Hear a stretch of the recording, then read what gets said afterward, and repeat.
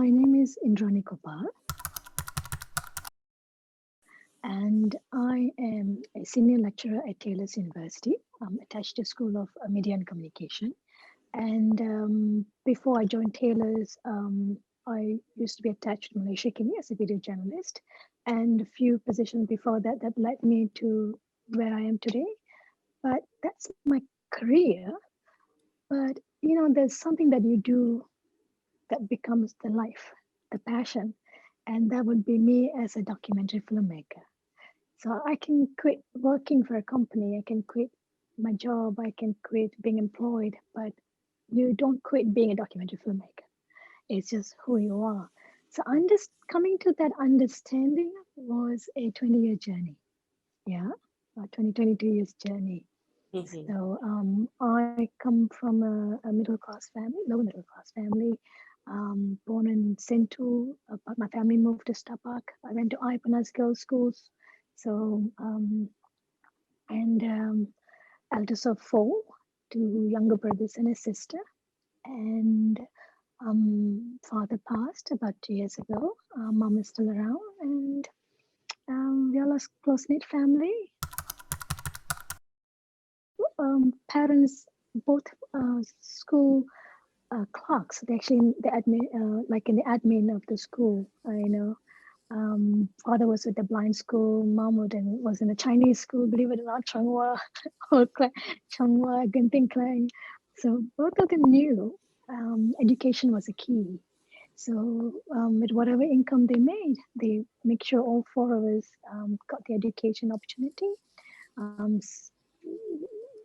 Yeah, so it was a life-changing ticket, probably the only ticket we had to change where we were, where we came from, to go where we wanted to go.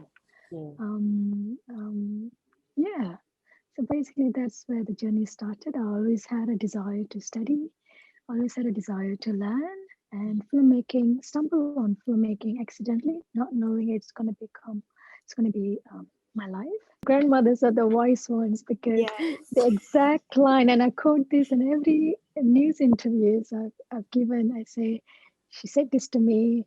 I think now she don't even remember. She's 82. She probably won't remember this now. She said, they can take everything away from you and you will be left with nothing. They can take your house away, they can take your cars away, your possessions, everything. Friends can leave you, people you love can leave you, can die or move away. Everything. Your business can collapse, your jobs can be taken, you can be retrenched, you can be whatever. But every time you find yourself at that ground zero, that's something people can't take away from you is education. Can they take your education away? Can they take your degree or your master's or PhD away? No. You always stand one chance above the rest to start with that paper. So I think in the past, people undermine that paper, favoring business, family business, or favoring, secure job, long-term job. But I think now we don't have the kind of options anymore. I think people are understanding the importance of upskilling yourself. 1, 2, education is the key. Everyone's now, even no matter what age, you are going back to school. And I think that's where we start. No matter where your path takes you, if you can find yourself going back to school and always make sure you are current, you are equipped, and then you do the rest. Because you can always start over with that. Of course, you can start over with skills and anything that you pick up, your trade. But there's something powerful about these papers that we overlook in the past. I think now people are coming to realization that it's important. So no longer degree is almost in the past like a certificate. Like a certificate, and then you would do higher diploma, and then you would go on to do bachelor, specialist, like a whoa. Now people walking around with double masters. At the very minimum, you need to have PhD. To teach at Taylor's, you need a PhD. I have an MFA, so that's a terminal degree in the US. But if I want to join a university that uses UK educational system, I still have to go back and do my PhD. But in the US, of course, it's recognized at the degree that a filmmaker or an artist or a performer or someone in the fine arts career path, they would then take MFA because it's very project-based degree that extends all 3 years, unlike PhD that does 5 years. So I'm in the crossroad myself because I need to go back to school. I need to go and explore PhD myself because MFA isn't enough anymore. My degree isn't enough anymore. So yeah. Okay.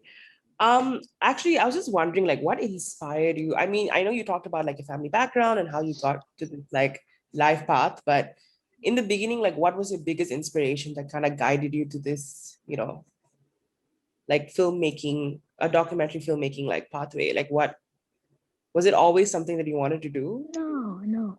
I don't think anything happens black and white. I don't think it's charted for us like ABCD. No, there's always this crossroads that you come and you have to choose between one another. There's this uncharted territory you dwell on and then get lost and then find yourself back. There were many moments like that for me. I, it, you asked me to summarize this, right? Right, You can break it Womxn. down if you want. Yeah, it's just when you're young, you all of you probably asking the same question. So, what will I become? What will become of me? What do I want to grow up and be? Where do I see myself in 5 years from now, 10 years from now? And when I'm 40, how would I look like? What would I be doing? Where will I be? All these questions is everyone asks these questions, especially you ask them more times, oftentimes, probably thinking about it in your sleep, waking up thinking about it when you're 18, 19, 20. So I was the same too. 18, 19, 20, I was so eager to get started with the career that I was going to spend time doing 20, 30, 50 years. I'm going to retire on, you know, it, it, it was so vague. It was so bleak because I was sent to study IT, and IT wasn't my favorite. See, although you like studying, you gotta study something that you're passionate about, so you commit. So, but that's the difference, right? So I wasn't passionate about IT, but my parents thought that's the in thing back in 1996. You finish a Form 5 and you go and study computer science, like every other teenagers in Malaysia. Uh, And then now it's a different field, you see. Now we have more fields to explore. Back then it was very specific. Like you study lawyer, or you study law, you take medicine, or you take engineering or IT. So your Indian family's scope is very different. It's very only if you are in one of these four, you will survive. Yeah. Then you will survive. You survive the family pressure. You will survive the world.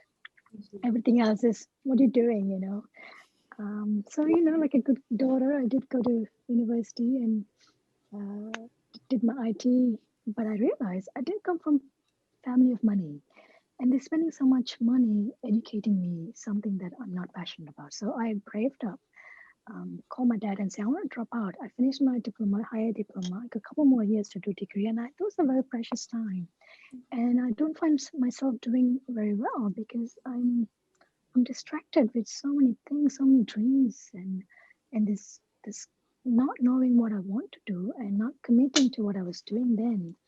So and my I think my father met an accident at that time, and in fact, after that accident, it was a road accident. It was on my bike, and I had to go home to take care of him with my mom, and then he was saying something like, "I'm gonna take the insurance money. I'm gonna get and make sure you can cover for next semester." I said, "This is it. That's it. No more. No more. I don't want all these stories. Nothing doing. I'm gonna drop out. I'm gonna be home. I'm gonna work because you can't work in this condition. So somebody gotta work."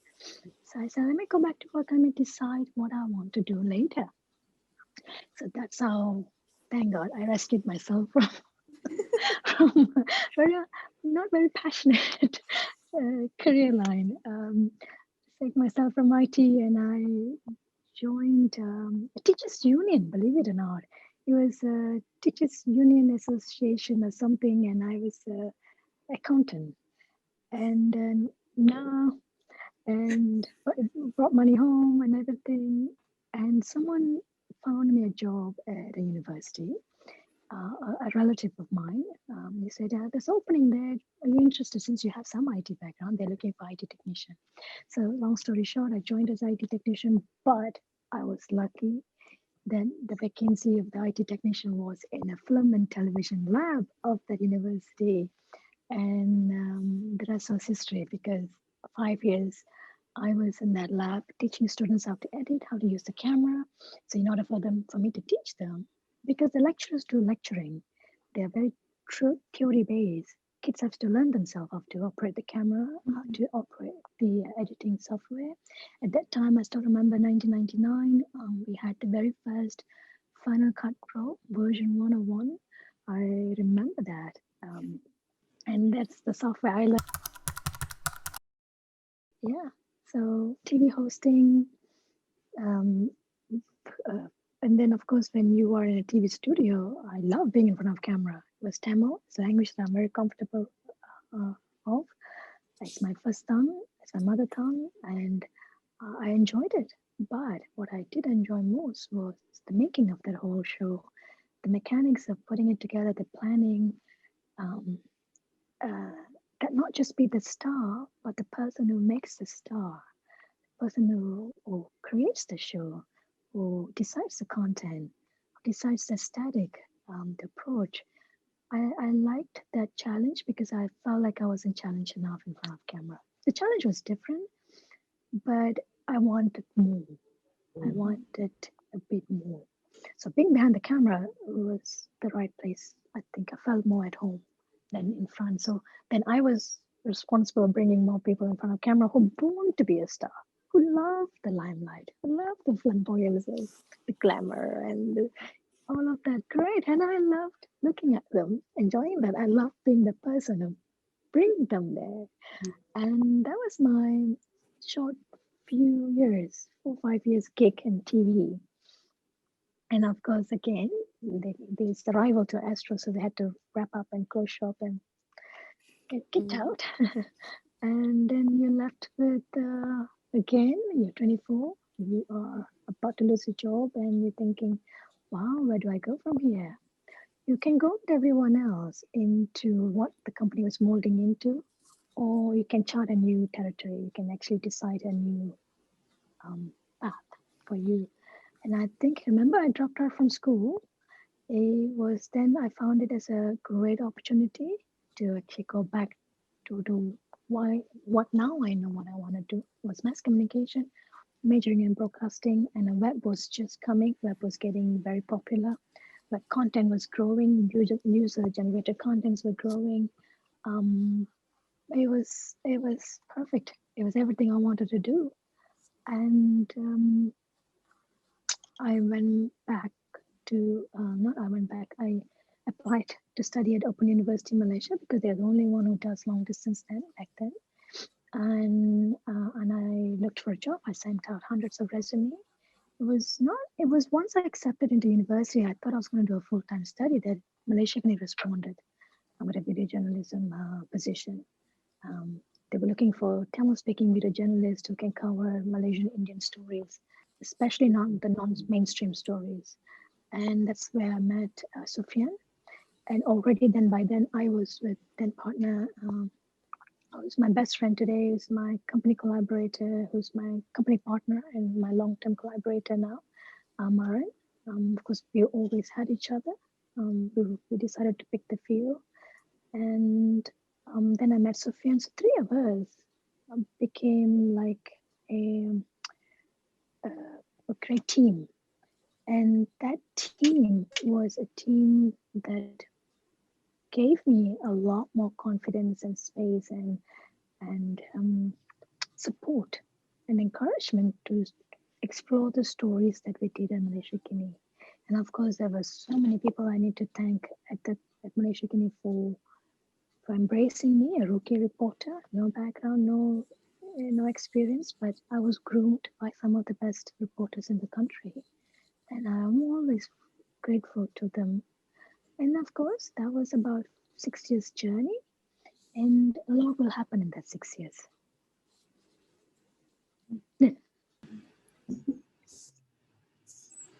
So in terms of your documentaries, right? Because your theme is like telling individual stories. I did want to ask you as well, like, how has dance played a role in that? Because I guess in your documentaries you feature a lot of dance themes, as well as themes of love and family, and I wanted to. We were wondering, how that has sort of impacted your journey, and I guess also why you always feature dance in your films. Is there a particular reason? Is it because you're very aligned with it because of your experience with dance? Have you seen anything online? Have you watched any clips personally? Personally, I have not. I've seen posters and I've read like the synopsis and all these, but Right. and I saw like just little clips, but I haven't watched the full thing. So, yeah. Right. I think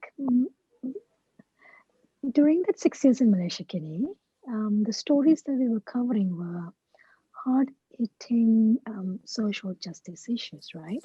They were news, but of course, I was in the feature department, therefore, I get to cover story in a lot more in depth manner. And they're always about demolition, temple demolition, land evictions, poverty, stateless children, um, um, schools in the rural area, marginalized community, the other community. I keep using the word marginalized. I don't think any communities, they are just our community. We are not the urban, and these are, they always like to separate us and them. I over the time I realized it's just not the right thing to do. It's never us and them, it's us, all of us. And it's just all our story. They're all part of a big narrative that belongs to us too, So the stories like that, and I realize I rarely see glimpses of hope. So there's always reporting the problem, expose the problem, and hoping that somebody would take action and solve it. So it's very problem-driven stories, right? Very issue-driven stories. So when I took a step back after 6 years doing all of that, I think my last, yeah, when I applied for Fulbright to study MFA, I wanted to understand documentary more. I know I'm doing a non-fiction storytelling here. It's a very journalistic approach. It's very, very, very journalistic approach. It's news feature. They were not documentary per se. But I thought I was doing them. I was telling a story, and sometimes you find my biases in the story because I was skewed to championing an issue. I wasn't just reporting, giving public. I was to some extent, but I found myself being my opinions were getting very stronger.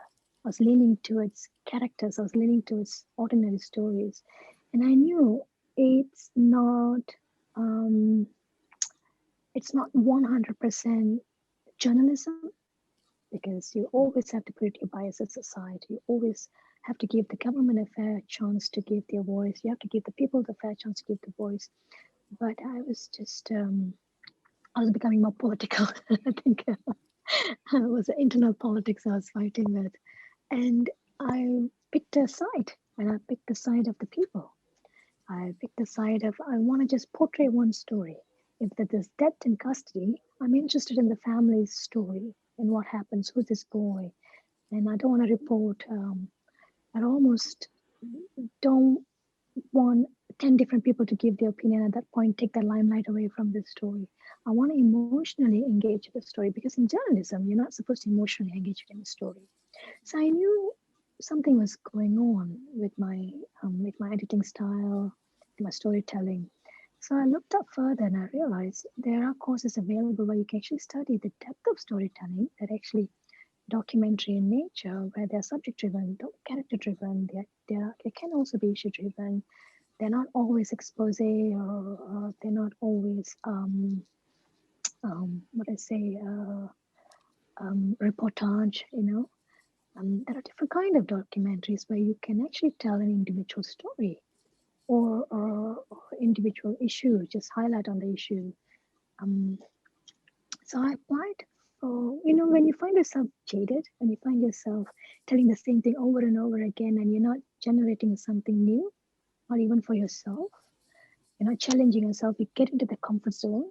I get very aware when I'm in a comfort zone.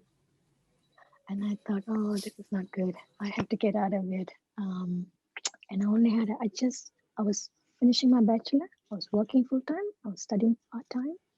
And for 5 years, my time in Malaysia, I was studying as well. And somebody saw my work about Kampung Bawah Pala. It's not just somebody, it's Dr. Janet Steele. She's from George Washington University in the US. She's like my godmother, you can say that. I never knew my relationship with her would change my life. And it did, because she saw the documentary. She said, you have potential, Indra. And I think she saw the potential of me drawing story from character rather than doing that ordinary news stories. And she saw something in there. She said, would you like to attend a workshop in the US just to learn about craft of documentary storytelling? She met her friend Nina Sevi, who was the director of Documentary Center at GW, who were running this program for 20 filmmakers around the world. Once a year, they give, with the grant given by the US State Embassy. You go there and it must be a first time going to the US. And you must be an emerging filmmaker. I didn't even consider myself an emerging filmmaker. and I sent the sample video on the Kampung Bawah Pala video, and I didn't think it would possible, but I respected her. I thought, okay, Janet, if you think so, if you think I was good enough for this program, I'll apply. It's not lack of confidence. It's just I love doing what I was doing at Malaysia. I didn't see myself anywhere else. It's the kind of job that you wake up every day and you think, what story are we telling this time? Where are we going? Who are we meeting? And I had a great team. So it's a perfect formula for me. But Janet saw something. That's something that that's interesting, isn't it? That they can look at you and say, oh, wow, I can see where you can be if you give yourself a bit more chance, you challenge yourself a bit more. Of course, you can't see it because everything is perfect, rosy at where you are. But where I would like to direct you, it's going to be not a very easy path. So if you can endure that, your life will be different. You will do a greater thing. Of course, you don't believe in those things, But I knew she was onto something, and she was very good. And she just said, apply, Indra. You don't have to get it. I applied, and they really liked that video, and I got that fellowship program, which actually what really changed for me. With the fellowship, I came to US. I went to US. I did the 6 weeks program. I did 2 documentaries. But I did the documentaries without the burden of wanting to be balanced, unbiased. It was perfectly all right, or however you want to craft the story. It was refreshing. I had a little taste of what then I realized there's a whole history of how documentary started back when the cameras were invented, that the nonfiction was the first type of genre before the fiction came along. So I was, I always liked history, and I was fascinated, and it's a field that I liked, but I didn't know I could have a formal education in this field. There are universities offering 4-year masters, the 3-year master's program, and studying only documentary filmmaking and production. You kidding me? I thought, but will they accept me? Can I go? Can I afford it? You have all these million questions. Am I too old for that? And when I returned, I told Janet, the 6 weeks is enough. I'd probably be a different storyteller now just with that. That was perfect.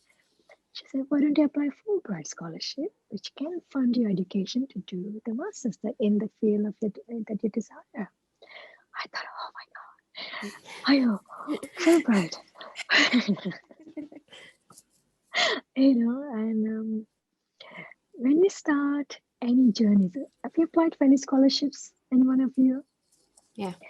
You know what it takes. It's actually a year-long process. From the day you decide to fill out the application form, from the day you were called for the first interview, second interview, third interview, it's a 1-year commitment, application commitment. Yeah. Yeah.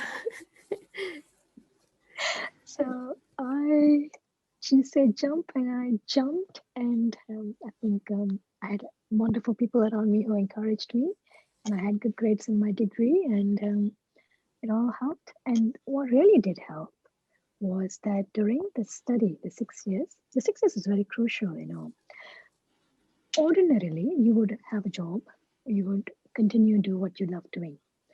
But I think what happened in that 6 years for me, that every year I wanted to it was my own effort actually, that I wanted to make it significant, that I want to remember that year for either a very good story you're telling, or there's something you're doing for yourself, upskilling yourself, you're taking up an additional certificate, you're attending a course, because we always go from a place of not knowing something to a place of knowing. Few things happen to get from here to here. You read a book, you take up a course, you attend a workshop, you attend a seminar, conferences, something. You read a journal, because there's so much to learn. You only have so much time, but you have to make space for that effort, whatever you do, right? Because then how then you progress? Progress don't happen when you do the same thing over and over again every morning, afternoon, night. It doesn't. Doing the same thing doesn't help you to grow. You always ought to change that formula. You always push yourself to do something else. What I don't know now that I like to know, so what do I have to do? Do I read about it? Do I watch a film about it? Or do I attend to a weekend workshop about it? Either you can physically travel, or you now have the luxury of taking it online. So, because all these components helps me to be a better storyteller, it helps me to make helps me with what I'm doing currently, like taking up a color correction class, let's say. So if I made a movie, I had a good camera works, I could edit, but if I don't color correct it, my movie will still have that ordinary, not very exciting look. When I learned color correcting, I could make better film. Same thing when I learned writing, I could tell a better story.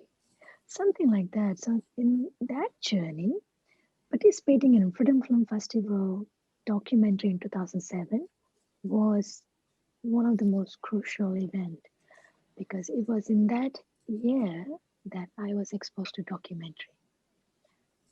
2006, I joined Malaysian. 2007, FFF. It's a story that I should have reported normally, that I decided to keep to tell in with FFF, to propose to FFF.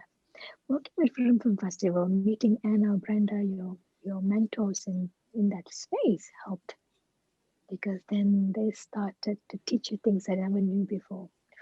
You're no longer just running around shooting and editing and publishing. You have a team of people who make sure the quality of the film is ensured. Of course, I had the team in Malaysia, we all did, but it's, you're always churning out stories. You're always on the go. I had 1 year for this one story. You have 2 weeks for that story there. And the time difference makes a difference in storytelling. And I realized, oh, wow, that's how long it takes to package a good story, to tell a good story, to develop a good story. So if I didn't go through FFF, I don't think I would have appreciated what Janet was saying about the 6 weeks workshop, the importance of it. So, it's that one step that you take, that you, without you knowing or having any expectation, will lead to another step, lift another step, lift another step, another step. Either you're meeting people who will introduce you to different things, or you attend a workshop where you will learn the skill that lets you do things differently. But unless you take that step, nothing will change. That's why you find people doing the same thing over 40 years and they wonder, look back and they wonder, what did I do wrong? You got comfortable. That's what happened. You were scared to take the risk. You were, yeah, you didn't want to challenge yourself. I think that's what happened. I come from a family where they say, don't ask questions and go away to the room when the relatives come and, you sit, you eat. Very conservative, traditional family. You don't talk back, you never did. So what parents do over the time, they don't understand how that doesn't help with the confidence to speak up, to even explain what you're thinking, your opinions, your thoughts are never asked growing up. It didn't matter because only adults matter. So children, teenagers, you wait till you become an adult and you speak, then your opinion matters. So I didn't understand that. Maybe it's old school of upbringing. But my parents did what they know best. There's so much love in the family that it didn't matter. Of course, these are things I think it was our responsibility to teach ourselves. It was my responsibility to build that for me. I think my parents done their best. I thank them for that. And I need to raise myself after that. And I did that. And I did whatever I wanted to do to kind of look internally, build everything I needed, and then see what I can do out there, I actually left Limcoking to become a TV host, believe it or not. So all that training, I attended modeling classes. I attended how to, you I think every Indian girl at some point go through this whole dilemma of bright skin, dark skin, of course, all of that. And for us to be very comfortable in our skin, it's a journey in itself. And I did arrive there, to think that I am beautiful, I am good enough. So let's put that conversation behind. Let's ask me, what am I capable of doing? What can I do, to be very useful, to accomplish something or to do what my heart desires that makes me want to wake up every day feeling, wow, another good day, another great day. It's going to be a great day, and not feeling like, oh, just little things that was imparting you. I don't know how much of this you guys know, and yeah, yeah. I don't.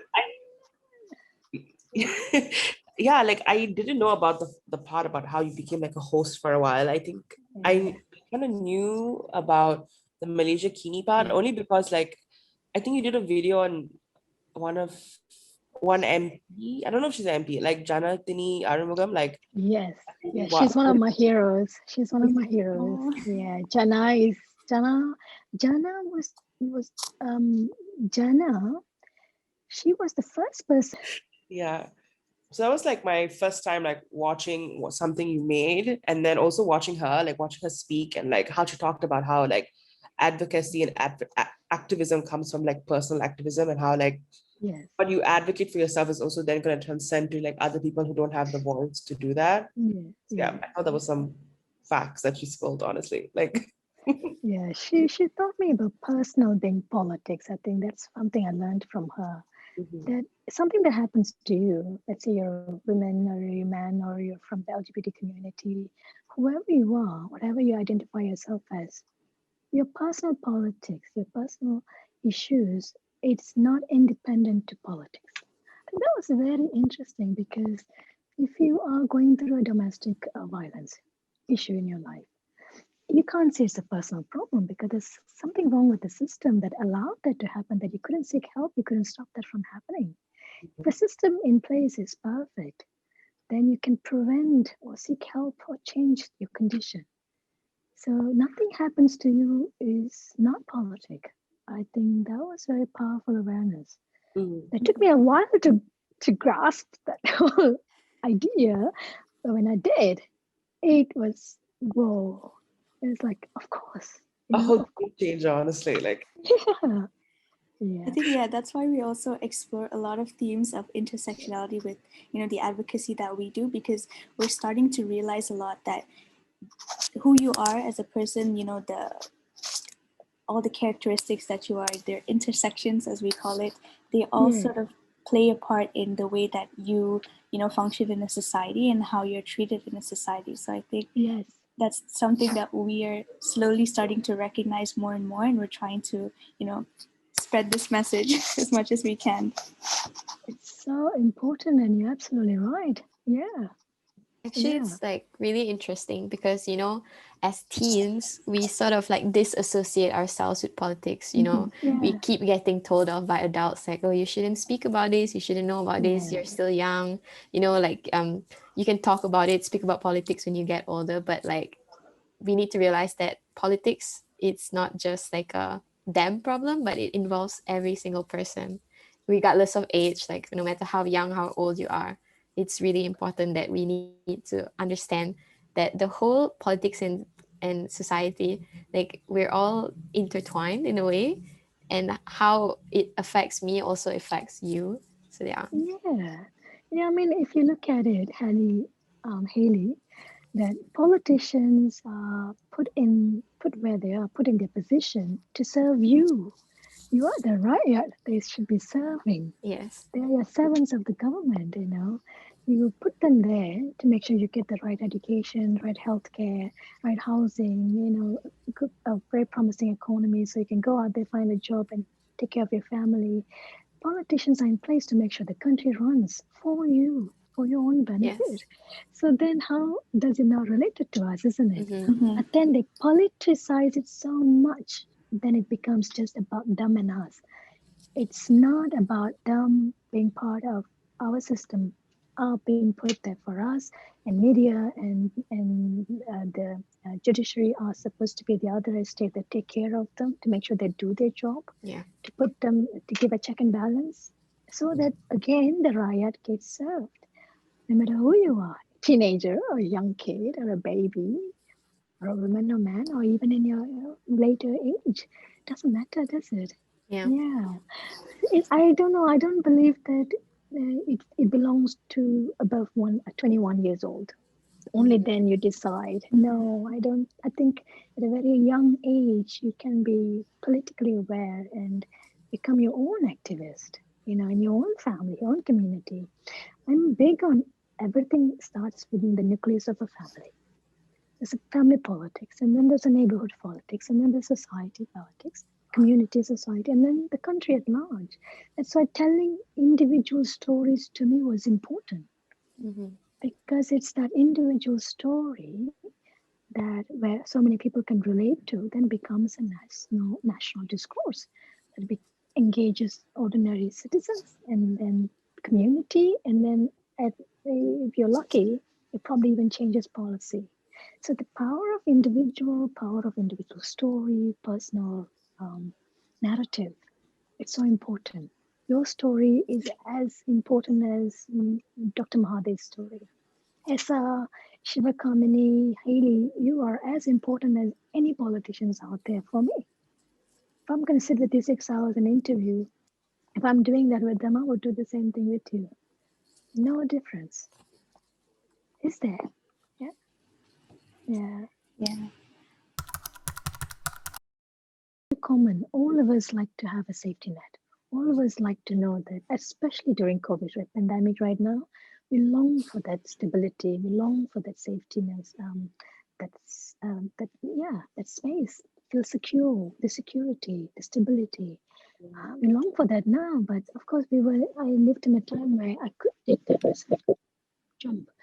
Um, but a lot of us make a very important everyday decisions in life that doesn't allow you to break free from that system.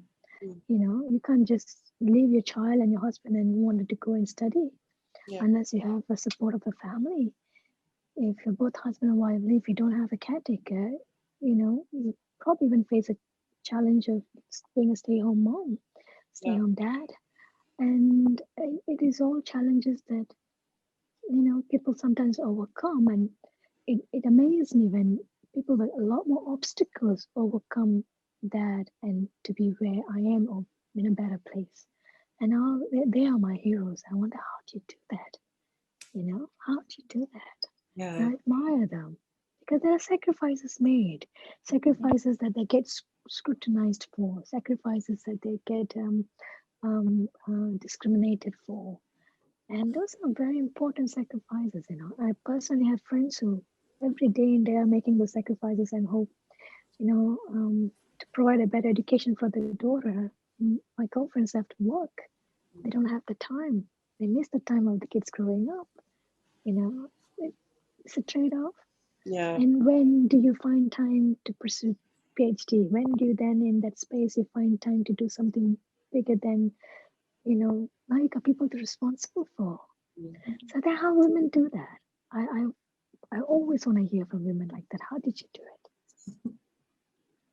Yeah. I ain't gonna say, like, I feel like, so my mom, okay, so my mom's side of the family, like, it's all girls, and like Wow. this is this is a constant conversation about how like we want to achieve things in life, yes, but there's also like some things that you have to sacrifice in order to get there, and like having some sense of stability and also wanting to challenge yourself has always a conversation that's happening in the household. Like it's a challenge, but that's interesting because like on my father's side, so my dad's side is really conservative. They're like the really traditional Chinese thinking where obviously like sons are preferred over daughters. And my family, I have sisters, like, so there's three of us and we don't have any brothers. So like on my dad's side, they don't really, I don't know, like there's always like this like disconnect because they feel like it's like a disappointment. Like they look at my mom as a disappointment for not having any sons.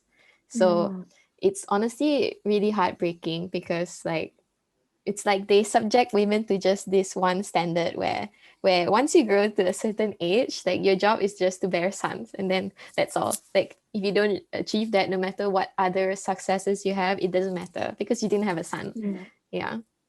So I think that's why in my family, education is so important as well, because my mom doesn't want us to face that kind of discrimination so that we can stand on our feet, like regardless of whether we want to have children or not. Like we have something that we can be proud of, something that we work on, and it's self-achieved. I think that's really important for female empowerment, that we know our worth and that we worked hard to achieve like what we have on this day. Yeah. Oh, really, that's a great story. And kudos to your mom for that, because family get into a trap. If they get into the trap of fitting into society, fitting into the external family pressure.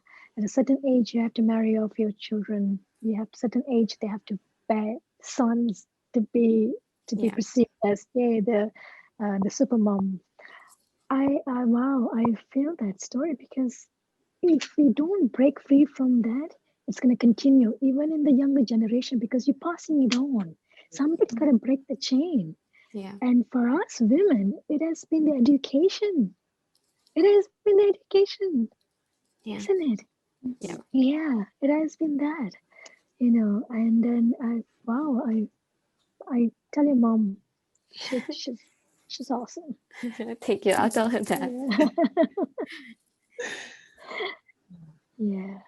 Yeah, and it's so ingrained as well into our culture. I feel like in the Asian culture, to just follow these societal norms and to just adhere to this like very differentiated women's roles and men like their roles.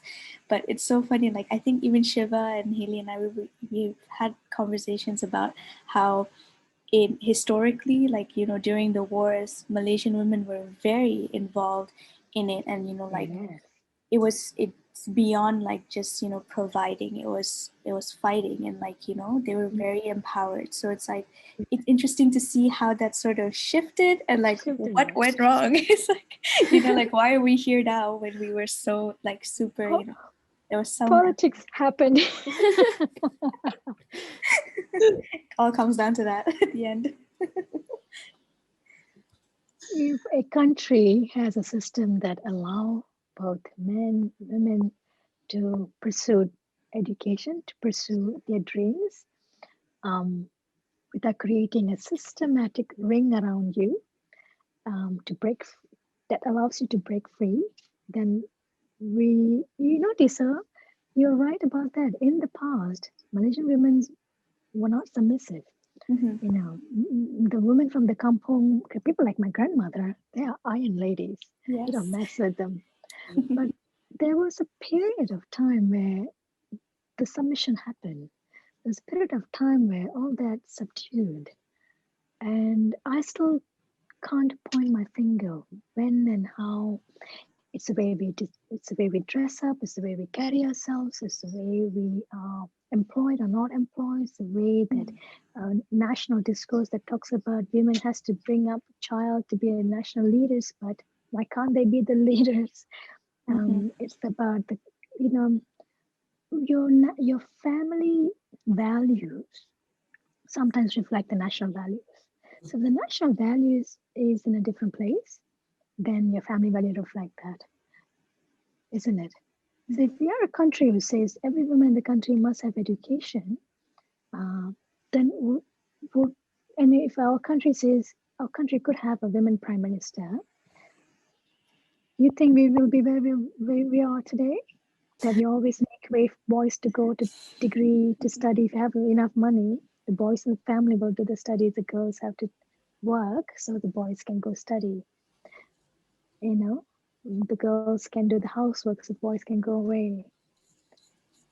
So I think at the national level, the values has changed, has to be changed. So it comes down to the nucleuses of community and family. Then you'll see a real change. But then some families don't want to wait, and good on them because they themselves says, if we start waiting for the country to change, if we start waiting for the whole world to change, we will never change. Why wait when we can change everything within our homes? If every family start deciding that, then you reverse the process of waiting for the government to do something. We are doing something initially. That then we breed groups of thinkers and opinionated women, intelligent community of young people who can then take up the positions, take up the role to change policies, advocate for issues, become people like the Jana number 2, 3, 4, and Kasturi Patu or Yeah. Hannah Yo, you know, or Nurul Iza, whoever you look up to, then they will then eventually will able to change at that level, you know. Mhm. So yeah, yeah, I don't know where I was going with that, but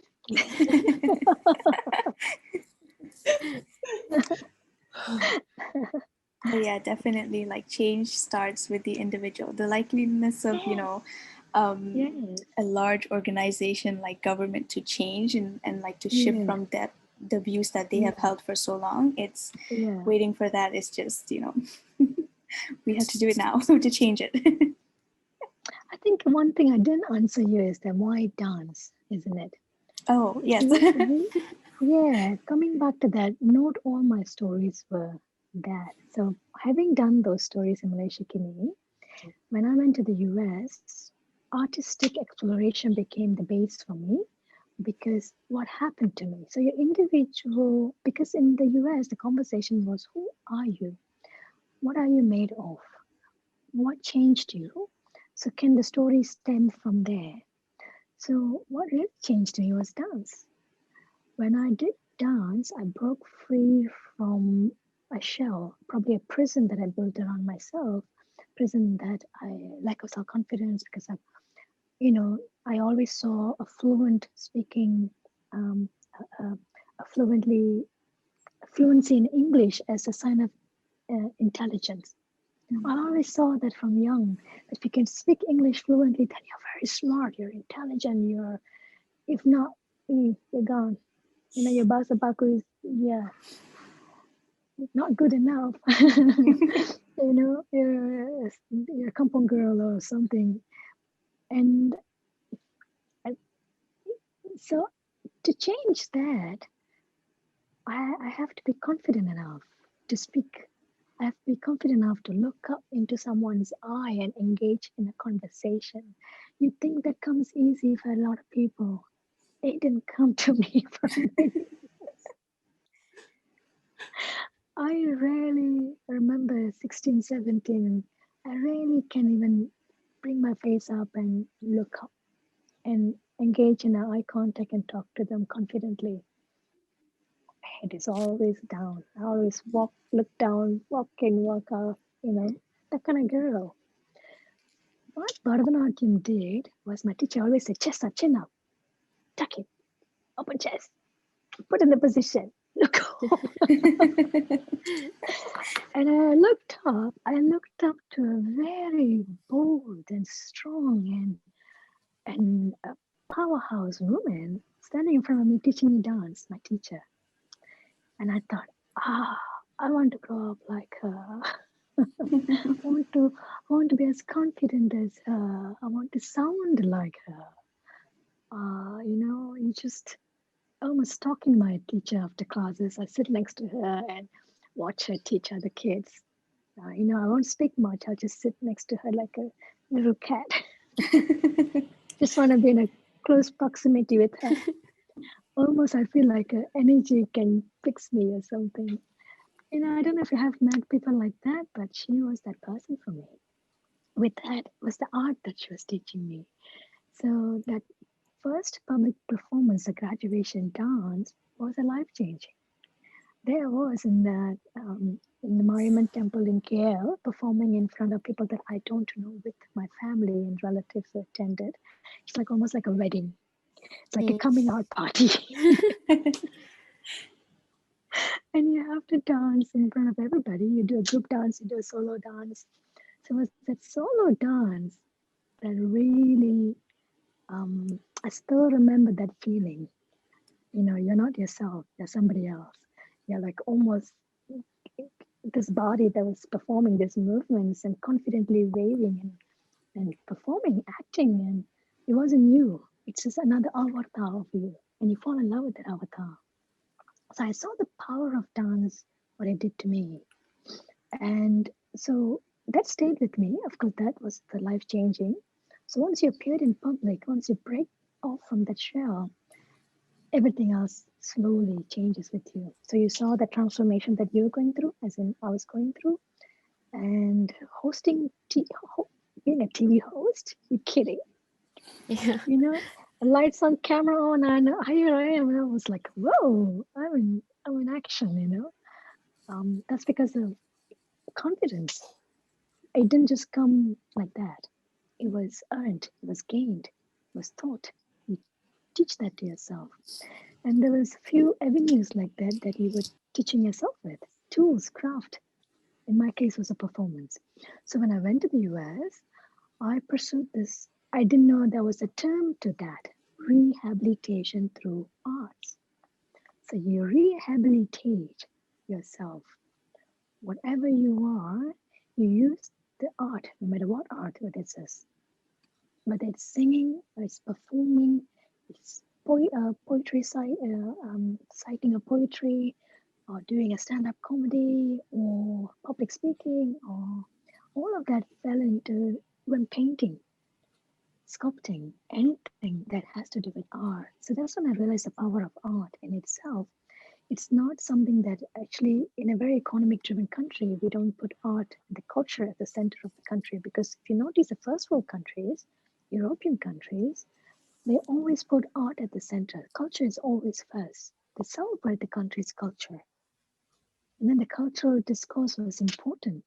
Every intellectual in that country would understand the culture, would understand it, going into the museum or an art gallery, appreciating art, appreciating a performance, an opera show. There's always a full house because it's something that you can always fall back on.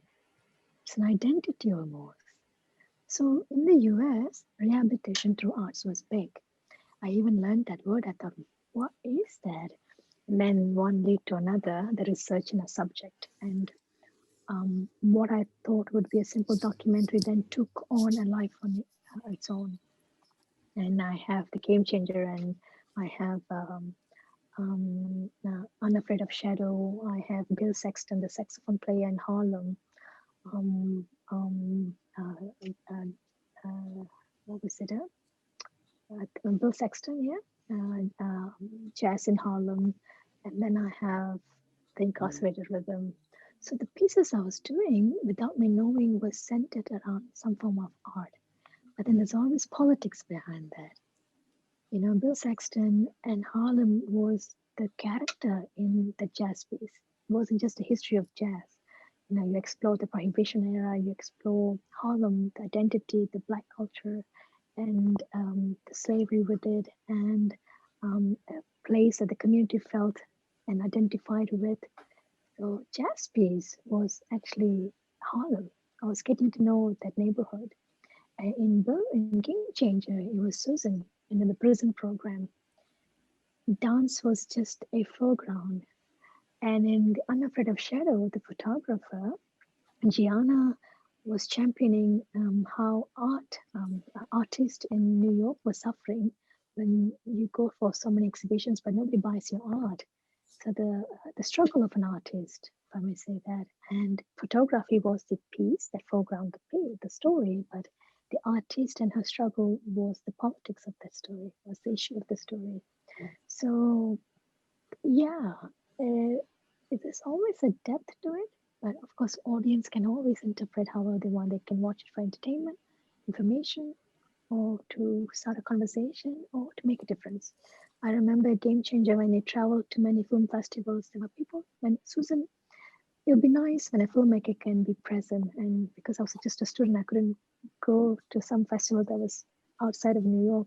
Susan and Sam, the husband and wife, they traveled on my behalf. And it was nice that every time Game Changer was screened, and Susan and Sam would be there, and they would take up questions. People immediately asked, how can I sign up for this program? I'm an artist. I'd like to do something. I'd like to make a difference. So when you start making films that has an effect on people, an impact, that someone is taking an action after watching it, to me, that alone is enough. Is all you wanted. You did it. You don't need Oscar with that. Just that alone is enough. The engagement with people, your audience, you achieve what you intend to do with the film. So the film is a catalyst, is an instigator for change, to start a conversation, to expose something they didn't know existed, to keep it actually allowed a lot of people to look at prisoners differently and to hire them, to give them a second chance. This in itself a very important effect of that movie, impact of the movie. Yeah. She's My Son was powerful because after watching it at FFF, there were people who could never look at trans men and women the same way again. I think there's certain acceptance there, you know. And I started getting emails and Facebook messages about how they came out to their parents, how they decided to come out to their friends, and they decided to come out to themselves, like admitting to themselves it's okay to be different. This is the 2007 you're talking about. So it was when you receive an email, text messages, or it changes you. It changes you and makes you feel like, oh my God, did I do that? Did the story? I didn't do it. The story did. People in beautiful characters in my story inspired. Their story did it, but knowing that I played a very tiny role, it made me feel so good. It made me feel like, God, what I'm doing is so important. But I was also aware that that shouldn't be my sole purpose, to fix something, to fix something. I'm not here to fix anything with stories. I'm only sharing. So I have to always remember that. I think that I'm only sharing stories that close to my heart, stories that makes if it doesn't move me, then it wouldn't move anybody. Stories that you eventually then becomes then not just about you, it's about every hero that you are portraying. And I was leaning more and more towards stories that has hope, because I think the transformational power with stories of hope were powerful. Then when I just speak about the issue and hoping that something out there will change, no, the stories of hope had a lot more transformational effect, that people are taking action, they're sharing more, or something changed within them. Because that's what films do, isn't it? It gotta be a catalyst of something. So as a documented filmmaker, you bank on that at some point, that will this make a difference out there to somebody?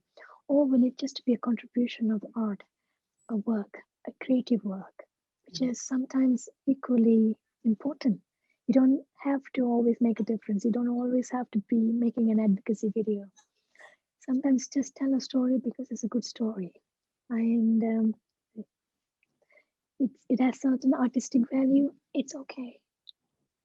You know, it will resonate to someone. Yeah. And do you think like, how is the Malaysian filmmaking scene, like, do you think we have made long strides? Like, has there been a shift? Is it getting better? Like, what are your thoughts on the Malaysian like filmmaking scene? I think it's very individual experience the way you look at Malaysian filmmaking scene. I think it's a every individual Malaysian's experience. Looking at the industry, I still don't think I'm part of the big wave of Malaysian filmmakers. You know, I think I'm in a very small, how do I say, I'm a very small fragment of that very big picture.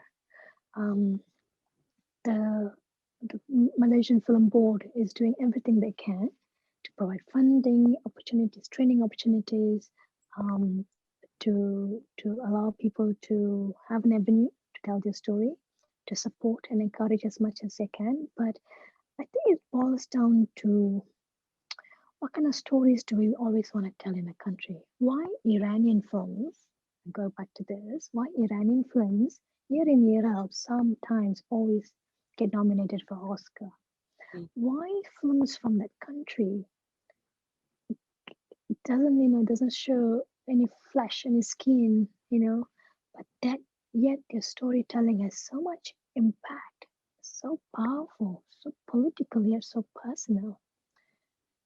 So to me, that was only comparison. What is that? What's the difference between their story in that country that produces filmmakers that has such deep, deep-rooted, they ask tough questions. They explore deep social issues bravely and very creatively. That gets them a lot. They have red tapes in their country. You can't question their country. We have more freedom here, but the problem is we have more freedom here. It is when you're oppressed, when you're suppressed, when you're not allowed to explore that space, the free space, the free speech, free expression, that you will find ways creatively to conceal and still package a very powerful story. And that's what's happening there. It's that creative approaches that they try to tell stories of suppression, stories of oppression, stories of war, stories of personal war, the trauma, or to celebrate their culture, celebrate their country, when the whole world look at them like, you're not progress enough, you're not the best. But they celebrate themselves, they celebrate the culture, they're proud of who they are. What's happening, I think, in Malaysia is we are a little bit everywhere. If I ask you, can you tell me in few words, what is a Malaysian culture? What is our culture? Does our culture, our people, fully represented on screen? And I want answers from all three of you. Tell me. Okay, well, I don't really think we're very representative in our films or what is out there right now. I think very rarely, 5 years once, maybe one film will incorporate maybe the three races, but then again, you're still missing out a majority of the other minorities or other groups of people that aren't necessarily played on screen. And then there's also the talk about like colorism. I think we portray a lot of these ideas of how we're like, we live in a harmonious country with all our multi people, but I don't know if we're actually talking about the reality of what is happening on the day-to-day. Like, I think there's a certain group of people that are tolerant and are willing to like, you know, live with each other. But there's also a very big group of people who don't do that, who just kind of, it's just, I don't know, I don't explain it. Like, there's just a lot of people that aren't, like a lot of issues that aren't discussed and just kind of like, it's there, but we don't talk about it because we don't want to have like a whole May 13 type of thing. Like, yeah, it's there, but we don't, basically. I think for me, because I really truly enjoy watching movies and documentaries and films, and I try, actually I do watch a lot of local ones, like regardless of language, right? But I think what I notice a lot is that there's a lot of stereotypes. Like I feel like Malaysians haven't like moved away from stereotyping people and like using that as a humor trope, like always, trope, exactly. Yeah. So I feel like although I see that they try to make the movie like, like a parody kind of movie, but it gets old. Like, people want more. Like we want it to go in depth and like more exploration and like real life situations. So then I do agree with Shiva, where we have like every couple of years or so we'll have like this really big movie, like recently it was like Ola Bola, right? Where they portrayed all the races harmonious and stuff like that. But then we also have massive issues with censorship. So, the recent Name We movie Barbie, where it's not allowed to be screened here because of racial issues. But I think things like this are really important to talk about, because we need to ask ourselves, like, what are we trying to do with the film industry? I guess, what message are we trying to get across? I think that's what I want to see more, like, instead of just like those kind of like police Evo funny action movies. Like I want to see more that's representative of like Malaysian struggles or Malaysian triumphs as well. And I think we do have a capacity in Malaysia to tell these kinds of stories, to be multicultural and to tell each story. We have that capacity because of who we are as a nation. But I feel like, I don't know, I feel like this is, for lack of better words, like sometimes we don't go, as what like Haley says as well, like we don't go deeper, and we have that, we are able to give it more substance, more meaning, because we are so interlocked. Like every race, every culture in Malaysia, we are so interlocked in that way, and we have the ability to do that, but we're still, I don't know, maybe we're shying away, or maybe it's like the censorship issue, like we're scared to go there, to like this uncharted territory. But I don't know, I would really love to see sort of, taking it to the next level and really highlighting the problems as well, like instead of just like, blatantly stating that, yeah, we're harmonious, we have all these different races, we're this country. But I think telling that real story would make like such a difference as well, in the way that we see our own country, in the way that the world sees us as well. I think I like how. Oh, sorry. No, go ahead. No, go ahead. When they do talk about serious issues, they make it into a joke or a comedy show. Like, it's not, we're not joking around. Like, somebody's suffering a trauma is not a joke. But then half of films, if not like anything that's on cinema or that becomes big, is some sort of a comedy or a parody on a situation. Or it's a big movie because it's, again, the thing that unites us is sports. So yes. Ola Bola, I mean, like, it was good, but like Ola Bola will like unite us because it's about sports. Like, can we just have like, I don't know, I would love to see a movie or a film that talks about like everyday life and like the everyday struggles that doesn't revolve around like a common theme of, comedy and sports. I don't know. No, there you have it. You have the answer. There's a certain longing in all of his audience, filmmakers included, for a new wave of films that capture the real identity for all Malaysians. I'm talking about even the East here, and not always the the one genre driven, or two genre driven. It's always not love and horror, but there's so many different emotional, um, so many different national emotions that we need to explore. With the background of major issues that can foreground strong personal issues. You know what I mean? If it takes, for instance, this morning's incident, MMR2, is it? The collapse of the bridge? Yeah. MMR, right? It's MRR, I think. Was it MRR? I think MRR2 bridge collapse. 4 people died. Yeah. 2 people died. 5 people were in the van. 2 people died. Instantly, because I'm preparing for my March to teach my March semester. So I was thinking, movie idea generation. How do you generate movie ideas? So the very first lesson I'm going to teach is how do you then come up with ideas to tell stories? You have to read news, observe your surrounding, know your history.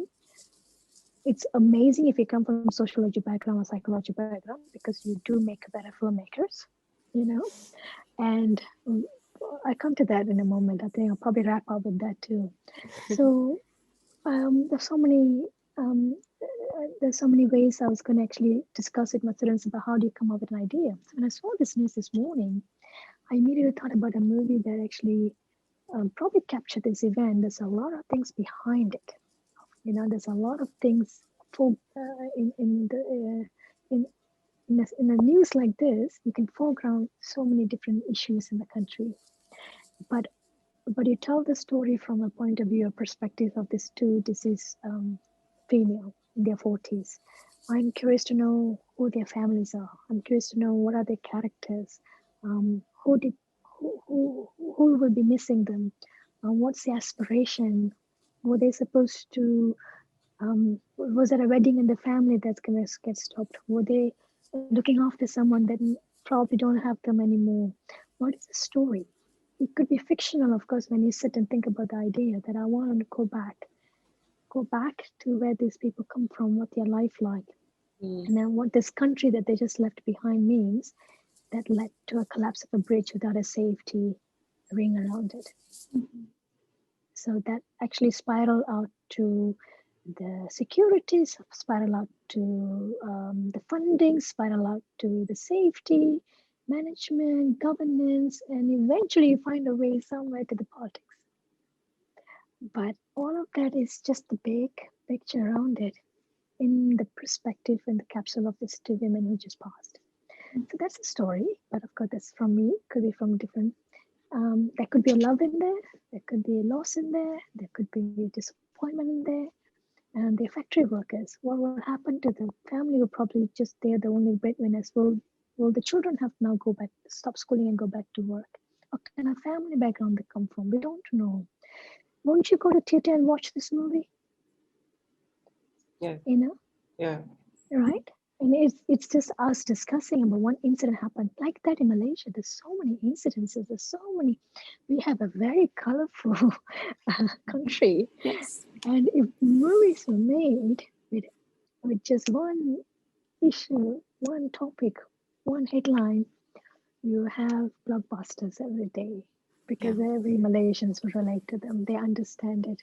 They'll probably have a perspective, the connection to that. Because somewhere, one way or another, it comes down to them. It becomes a personal experience. But I think hence the reason why people like me, filmmakers like me, go back. Just where you can make a difference is teaching. We go back and teach. We start with teaching. So when I teach my students, we start them right.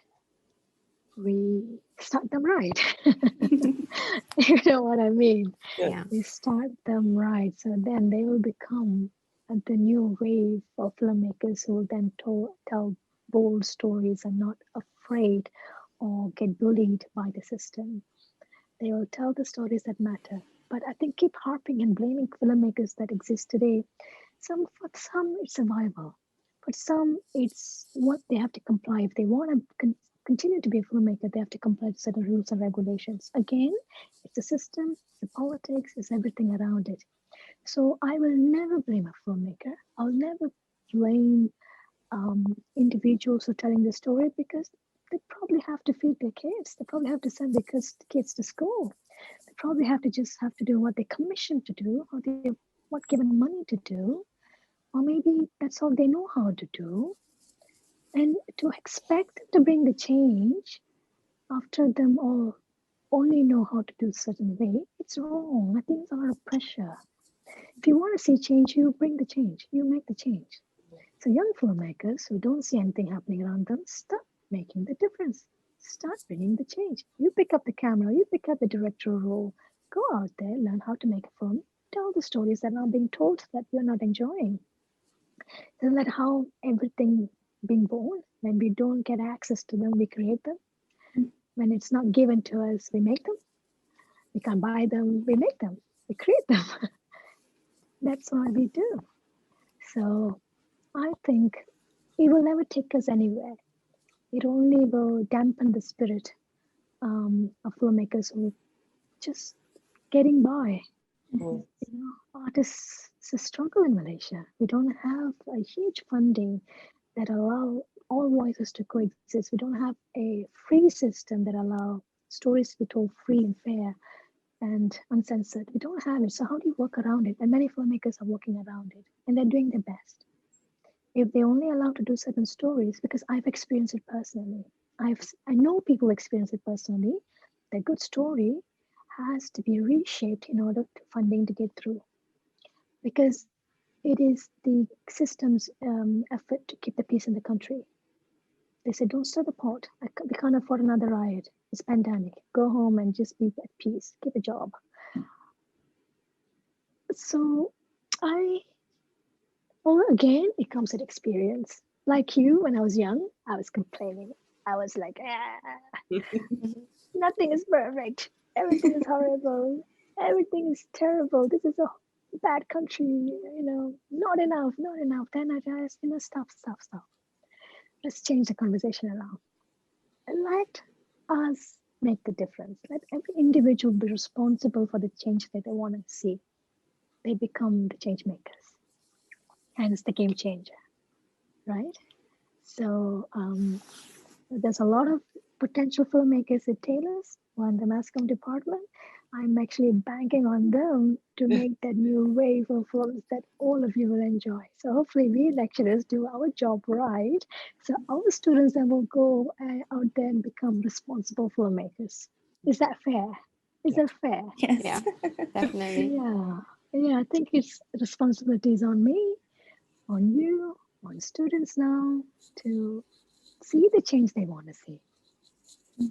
Make the change that they want to see, you know. Yeah.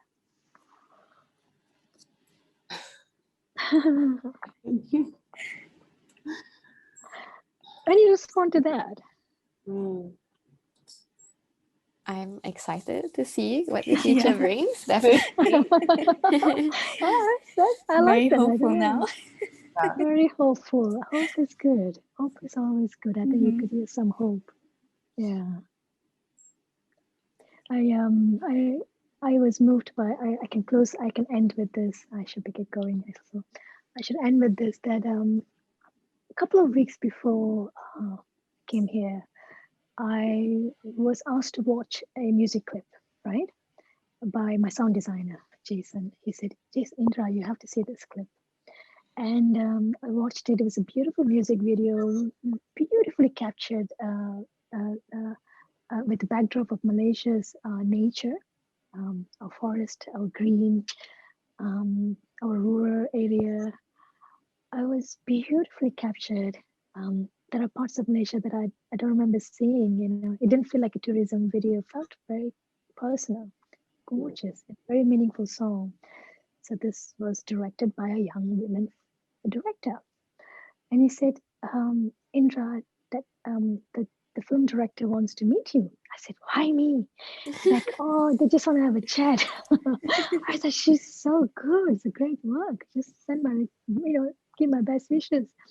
no, we want to have a chat with you. I said, okay. It's like, who am I to have a chat when she's already doing such a fantastic job? What can I add to that, isn't it? I just want to have a chat. And so I got onto a call, a Zoom call. There were three of them. Jason, my friend, our sound designer, and Harin and Renuka, the music video director. So the long story is, the short story of this is, Renuka watched an interview I gave at Taylor's during one of the, I think it was during 2019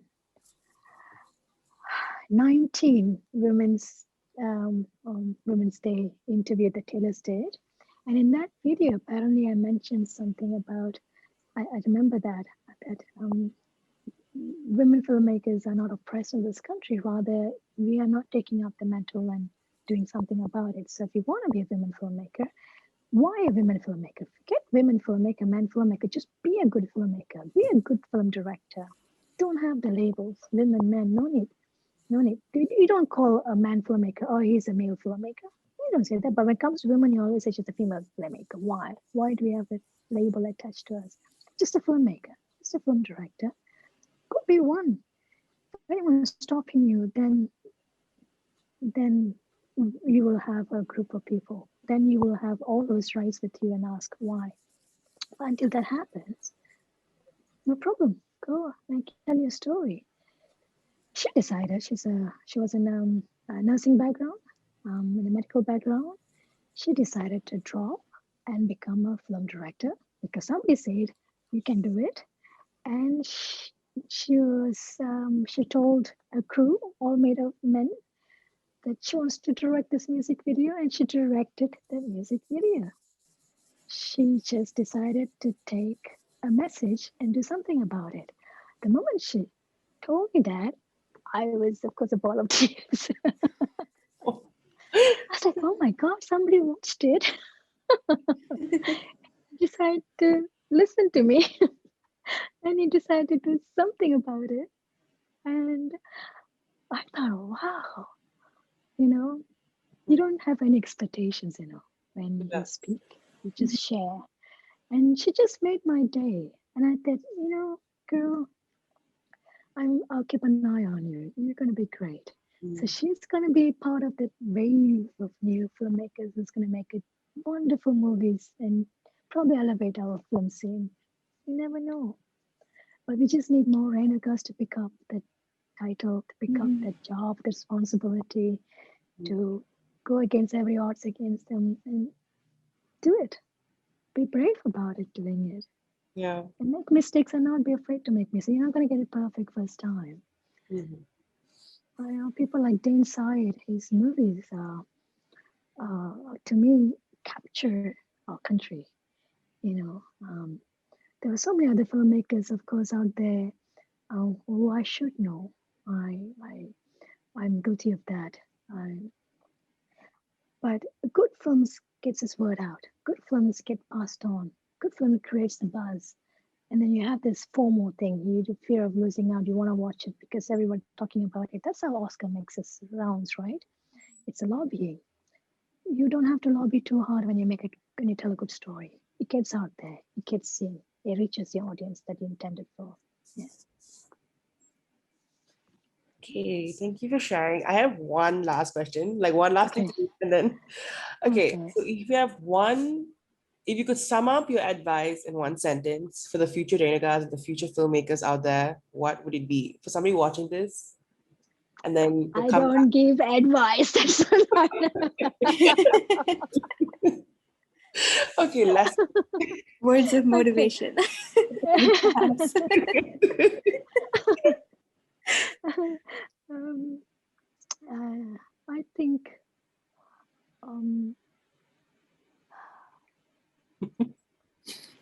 I think it would be the same thing I'll be telling my students. If you don't fall in love with your own story, no one else will. If you don't if you don't stay up late thinking about the story, if you have sleepless night about your story, then you're doing something right. If people hate your first cut, then you're on the way making a great film, because stories, the depth of a story grows with you. It has to become a process. Um, More than the end result, sometimes I'm interested in the process. So maybe that's why I'm a documentary filmmaker, right? So I may rephrase that again. I guess I would say, don't make a film that make the kind of films that you want to watch in the theater. Tell the kind of story that you longing to hear and see. There are so many imitations out there. There's so many appropriations out there. There's so many um, um, whether you're looking at west or whether you're looking at the east, whether you're looking at the far east, the west are no longer popular because the Koreans are in town. So, so no matter who you're looking up to, um, I guess sometimes when you look inwards, then you're probably missing some stories that's staring at you and want to be picked up by you. Look inwards. Look at us.